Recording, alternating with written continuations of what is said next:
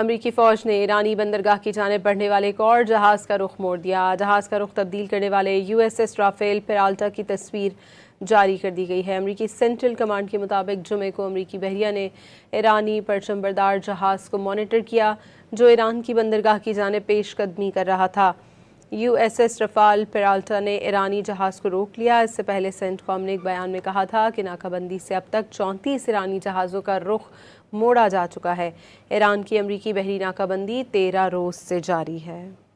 امریکی فوج نے ایرانی بندرگاہ کی جانب بڑھنے والے ایک اور جہاز کا رخ موڑ دیا۔ جہاز کا رخ تبدیل کرنے والے USS رافیل پیرالٹا کی تصویر جاری کر دی گئی ہے۔ امریکی سینٹرل کمانڈ کے مطابق جمعے کو امریکی بحریہ نے ایرانی پرچم بردار جہاز کو مانیٹر کیا جو ایران کی بندرگاہ کی جانب پیش قدمی کر رہا تھا۔ USS رافیل پیرالٹا نے ایرانی جہاز کو روک لیا۔ اس سے پہلے سینٹکام نے ایک بیان میں کہا تھا کہ ناکہ بندی سے اب تک 34 ایرانی جہازوں کا رخ موڑا جا چکا ہے۔ ایران کی امریکی بحری ناکہ بندی 13 روز سے جاری ہے۔